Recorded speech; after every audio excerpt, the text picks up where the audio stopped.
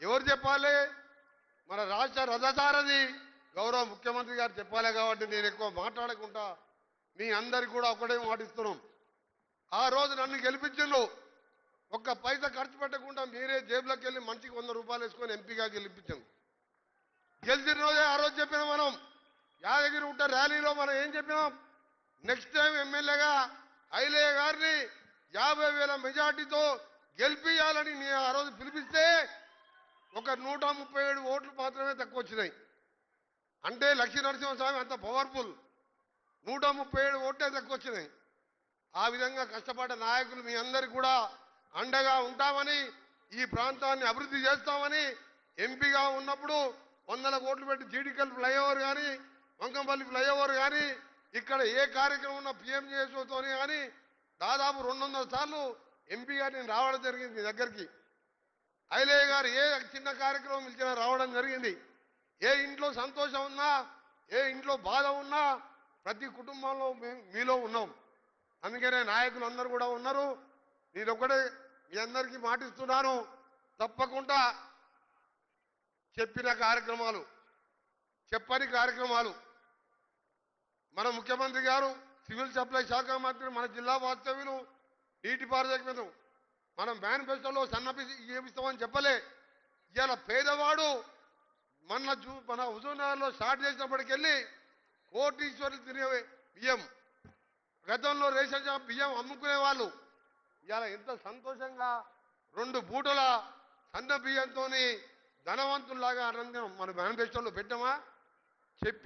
చెప్పని ప్రతి కార్యక్రమం అందుబాటులో ఉండి చేస్తామని మీ అందరికి కూడా మాటిస్తూ, గంధంవల్ల రిజర్వాయరే కాదు మీ అందరికి ఒక విషయం చెప్పాలి. మనకి ఎక్కడ బోర్ వేసినా మూసినే పడతాయి. 500 ఫీట్లు వేస్తే నీళ్లు పడవు, కానీ వాసన మాత్రం మూసి వాసన వస్తుంది. మనం ప్రభుత్వం రాకముందే చెప్పినాం, ఏ ఊర్లో కూడా మిషన్ భగీరథ పైప్ లైన్ ఏమేలే. నేను వెంటనే మన సీతక్క గారికి చెప్పినాం.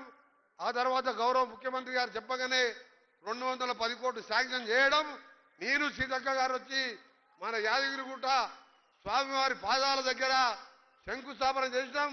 60% పనులు కూడా అయిపోయినాయి. వచ్చే 3 నెలల్లో ప్రతి ఇంటిని కూడా మంచినీళ్ళు ఇస్తామని గెలిచిన 2 నెలల్లో 210 కోట్లు తెచ్చుకుంటా ఐలయ్య.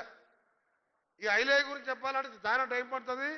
వారు పుట్టినరోజు సందర్భంగా మళ్ళా ఎమ్మెల్యే గెలిపిస్తారు మీరు, కానీ ఆయన ఎంత పట్టుదల అంటే ఒక పని ఉందంటే పట్టుకోడు. మొన్న కాలువలు సగం వదిలిపెట్టిపోతే రాత్రి 11 గంటలకు నన్ను పెద్దలు తుమ్మల నాగేశ్వరరావు గారిని తీసుకుపోయి ఓ కెనాల్ దగ్గర నీళ్ళు వదిలిపెట్టించిండు. 2 మిషన్లు కిరాయి తీసుకొని 90 లక్షలు సొంత పైసలు ఖర్చు పెట్టుకొని 90 గ్రామాలకు ఈసారి పంటలు ఎండిపోకుండా నీళ్ళు అందించిండు. కరోనా సమయంలో నేను చూసా. కరోనా సమయంలో నేను కూడా వచ్చేవాడిని. ఐలయ్య గారు ప్రతిరోజు ప్రతి తండాలో కరోనా బాధితులు తన వంతుగా సాయం చేస్తున్నాం. అందుకని తప్పకుండా ఆయన నాయకత్వంలో వచ్చే నెలలో ఎప్పుడు ఎన్నికలు వచ్చినా ఒక జడ్పీటీసీ, ఒక సర్పంచ్ కూడా ఎట్టి పరిస్థితుల్లో ఆలయంలో పోకూడదని మీ అందరూ కూడా విజ్ఞప్తి చేస్తూ, ముఖ్యమంత్రి గారు, మంత్రులు, మన హెల్త్ మినిస్టర్ గారికి ప్రత్యేకంగా ధన్యవాదాలు. ఇన్ఛార్జ్ మినిస్టర్ గారికి గోడౌన్స్ ఇచ్చినందుకు, ఉత్తమ్ కుమార్ రెడ్డి గారికి, ముఖ్యంగా చామల కిరణ్ రెడ్డి గారితో పాటు మీ ప్రియతమ నాయకుడు రాజగోపాల్ రెడ్డి గారు మన పార్లమెంట్ ఎన్నికల్లో మీకోసం ఏ విధంగా కష్టపడడం మీ అందరికీ తెలుసు. అందరం ఉన్నాం మీ అమ్మడి. ఈ ప్రభుత్వం ఈ 5 ఏళ్ళే కాదు, వచ్చే 5 ఏళ్ళు కూడా ఉంటాం మనం. అందుకనే మనం ఒకటే చెప్తున్నాం, మనం చెప్పిందే చేస్తాం తప్ప మోసం చేయం.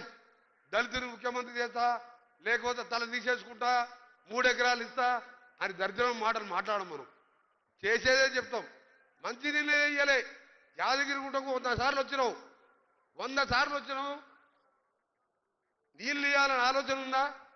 ఇవాళ యాదగిరిగుట్ట మున్సిపాలిటీలో ఇల్లు కూలగొట్టావు, ఒక్క ఇళ్ళన్నా కట్టించినవా? ఒక్క డ్రైనేజ్ కట్టించినవా? దాన్ని కూడా మున్సిపాలిటీ కూడా నిధులు ఇప్పిస్తాం. మొత్తం కట్టిన ఇల్లు ఎంత అంటే ఆలేరు కాన్స్టిట్యూన్సీలో 100 ఇల్లు. అందులో ఎమ్మెల్యే గారి ఊరిలో 44. ఆ 44 ఇప్పటికి అట్నే ఉన్నాయి. వర్షాకాలం వస్తే అది చెరువు అవుతుంది, వర్షాకాలం రానప్పుడు బారులు అవుతుంది. అది అట్నే మిగిలిపోయినాయి. 100 ఇల్లు కూడా కట్టలే ఆలేరు కాన్స్టిట్యూన్సీలో. ఇవాళ 5 లక్షల రూపాయలతోని 5 లక్షలు అంటే మామూలు విషయం కాదు. 5 లక్షలతోని ప్రతి ఊరూర ముగ్గు పోసుకుంటూ ఆ పేదోళ్ళ ముఖాల సంతోషాలను చూసుకుంటూ ఇందిరమ్మ ఇల్లు పునాదులు పోసుకుంటున్నాం అంటే ఇది అది అసలైన ప్రజాప్రభుత్వం తెలియజేసుకుంటూ మరొకసారి ఐలయ్య గారికి జన్మదిన శుభాకాంక్షలతో పాటు వేదిక మీద ఉన్న సహచార మంత్రివర్యులు పొంగులేటి శ్రీనివాసరెడ్డి గారికి ప్రతి ఒక్కరికి పేరు పేరున, ఎందుకంటే ఇంకా ఉత్తమ్ కుమార్ రెడ్డి గారు మాట్లాడిన తర్వాత మన ముఖ్య అతిథి ప్రియతమ ముఖ్యమంత్రి గారు మాట్లాడతారు. ఇంకా వారికి హైదరాబాద్లో